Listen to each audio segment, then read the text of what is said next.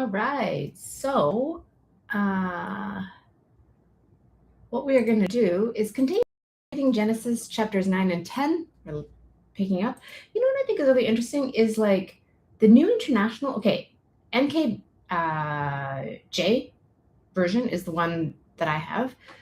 So it says God's promise to Noah, but then the New International version calls this chapter God's Noah.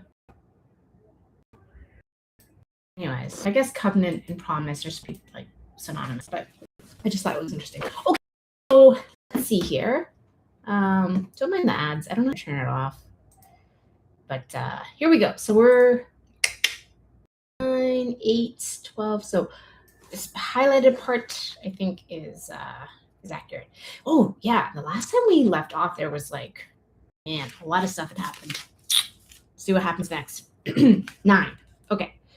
So God blessed Noah and his sons. Well, he has a lot of sons, and said, "Be fruitful and multiply." Oh, there. You know what always amazes me is how many idioms come from the Bible. I didn't know that. I mean, it does make sense given that the Bible's the greatest selling book of all time. But I honestly, as somebody who did not grow up in the church, I continue to be amazed at pretty much. I feel like every other sentence is an idiom that I've grown up hearing. But anyways, okay. So be fruitful and multiply and fill the earth. And the dead of you shall be on every beast of the earth, on every bird of the air, on all that move on the earth, and on all the fish of the sea. And the fear of you. Okay. They are given into your hand. Every moving thing that lives shall be food for you. Oh, wow. Look at that. We're supposed to eat all the things. I had given you all things. He even says that. Even the green herbs. Okay. Even the plants. But you shall not eat flesh with its life. That is its blood. Huh? You shall not eat flesh with its life. That is its blood. Surely for your lifeblood I will demand a reckoning. From the hand of every beast I will require it, and from the hand of man. From the hand of every man's brother I will require the life of man. Okay, this sounds very serious. Whoever sheds man's blood, by man his blood shall be shed. Okay, so we're supposed to eat the animals, not each other. Don't kill each other. That's what I'm getting from that. Okay, which I agree. Thank you, God, for clarifying that. For in the name of God, he made man. And as for you, be fruitful and multiply. Bring forth abundant earth and multiply in it. Then God spoke to Noah and to his sons with him, saying, And as for me, behold, I establish my covenant with you and with your descendants after you, and with every living creature that is with you, the birds, the cattle, and every beast of the earth with you, of all that go out of the ark, every beast of the earth. Thus I establish my covenant with you. Never again shall all flesh be covered of the flood. Never again shall there be a flood to destroy the earth. Okay, well, that's great to hear because it sounds like it was pretty catastrophic, that flood. Okay. And God said, This is the sign of the covenant which I. Wait, 12? Oh, sorry, I gotta scroll down. Here we go. Okay. Yeah, my voice subtitles. Anyways, okay, we're just gonna go down to. Okay, stop at the little paragraph here. Oh, what am I starting at? 12. Okay. And God said, This is the sign of the covenant which I make between me and you and every living creature that is with you.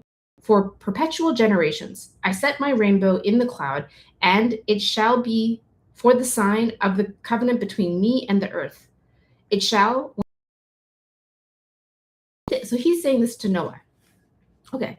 It shall be when a cloud over the rainbow shall be seen in the cloud, and I will remember my covenant which is between me and you and every living creature of all flesh.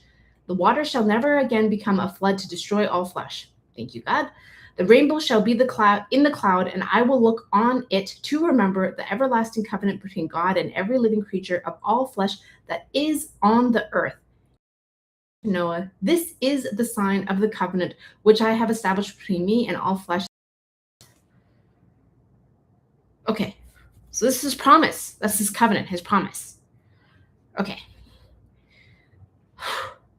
Okay, wow. This is a big promise. I mean, I gotta say, that's a big promise. I mean, that's a huge promise. Wow. What's the biggest promise you've ever made? What's the biggest promise? I don't know. Now the sons of Noah who went out of the ark, Ham and Japheth.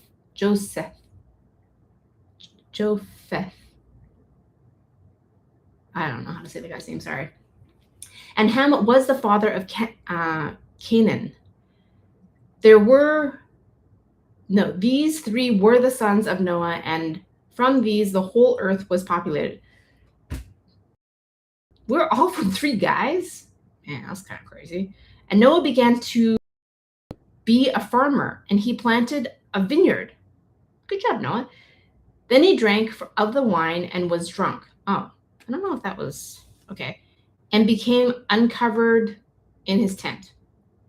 Well, I guess he needed to blow off some steam. I mean, he has been working pretty hard. And then he did survive the flood, and he saved everybody and all the fish and animals and birds. You know, maybe he deserved a little bit of a breather.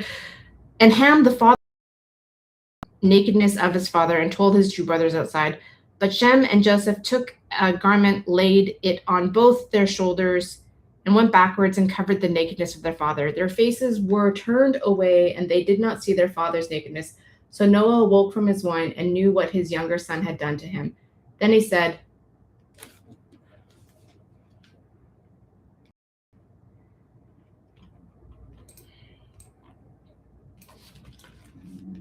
"Be Canaan, a servant of servants, he shall be to his brethren." And he said, "Blessed be the Lord, the God of Shem, and may Canaan be his servant. May God enlarge Josepheth, and may he dwell in the tents of Shem, and may Canaan be his servant." And Noah lived after the flood 350 years. So all the days were 950 years, and he died. Whoa. Okay, also, Noah was mad. Look at that. In that single act. So as Canaan, Noah began. So the sons of Noah, Shem and Ham was the father of Cain. Ham was the father of Cain. Cursed be Cain. Oh. So he didn't curse Ham, but he cursed his son. Whoa.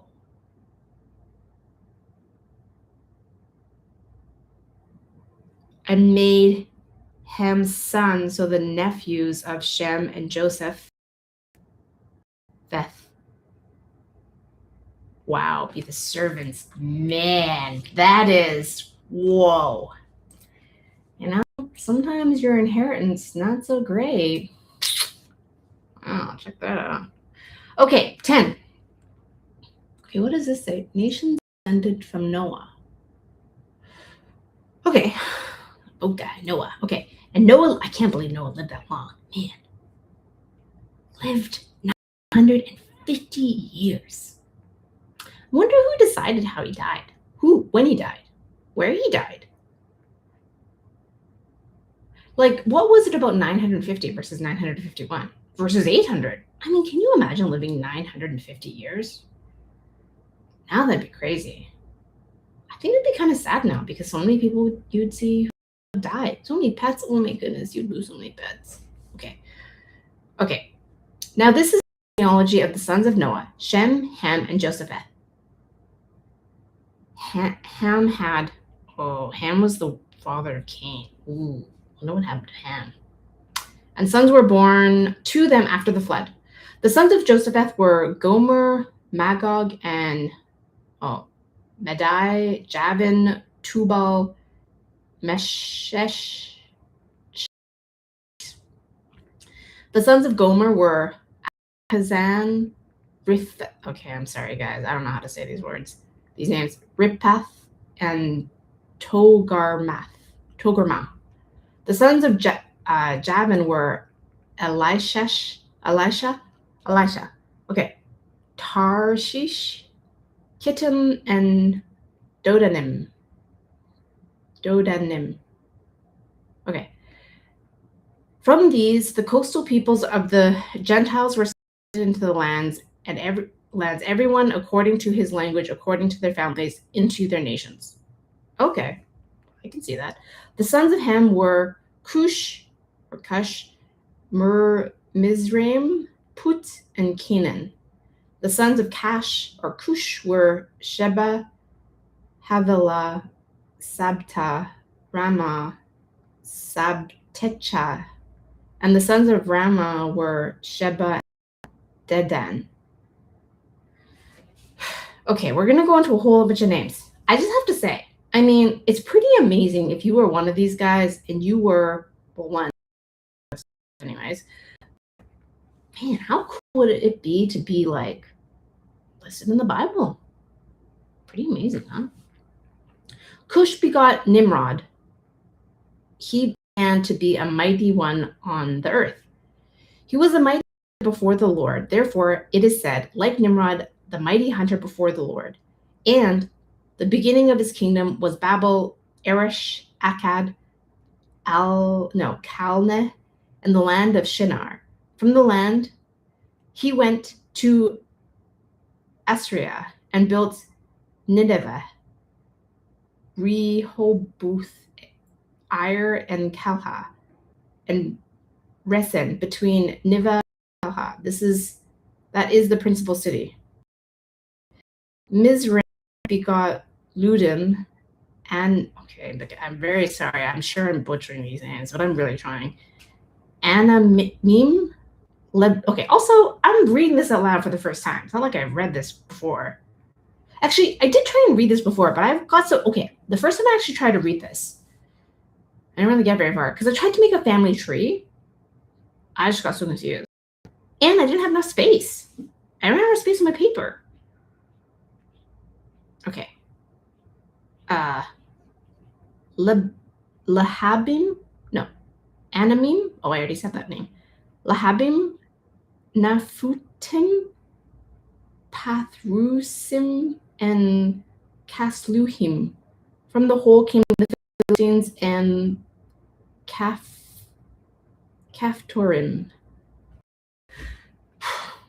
I don't know if anybody's ever going to listen to this, but I hope you don't mind me just giving a go at these names.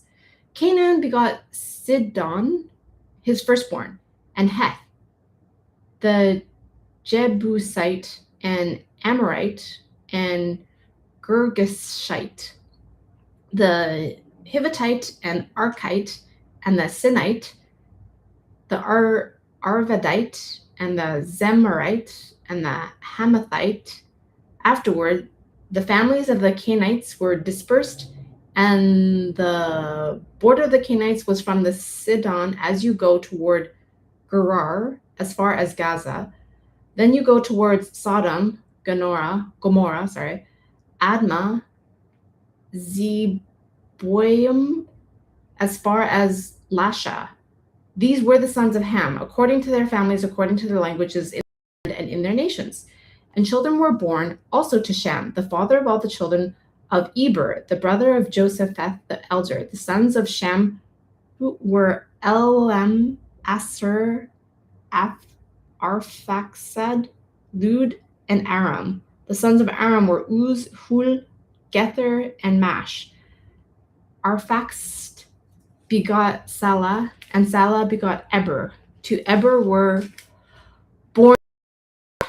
Oh my goodness. Okay, let's see. Okay, well, let's. Okay, got it. 2 sons. The name of one was Peleg. For his days, the earth was divided, and his brother's name was Joktan. Joktan begot Almodad, Shelef, Hazarmaveth, Maveth, Jera, Hadoram, Uzal, Dikla, Obal, Abimel, Sheba, Ophir, Havilah, and Joab. All these were the sons of Joktan, and their dwelling place was from Mesha as you go towards Sephar, the mountain of the east. These were the sons of Shem, according to their families, according to their languages in their lands, according to their nations. These were the families of the sons of Noah, according to their generations in their nations, and from their nations were divided on the earth after the flood. Okay. All right. Well, this is what I heard. I heard that there's a whole bunch of names, a lot of names. I guess I don't know who I came from, but somewhere along here, many, many years later, boop, I emerged in Korea. And then they got divided by region and by language. Right? According to his language, like chapter 10, verse 2, his language according to their families into their nations. Okay, so that was the nation that I got divided into. I mean, it'd be kind of interesting to see, who am I a descendant of? I guess somebody, one of these guys. Okay, guys. Well, I know I kept you guys in suspense, but hopefully you liked chapters 9 and 10. Nice to hear. Not as much flooding. Actually, no more flooding, it sounds like, which is great for Earth. And now they're getting ready to do some other stuff. So, all right, guys. Thanks so much. We're just going to end it here.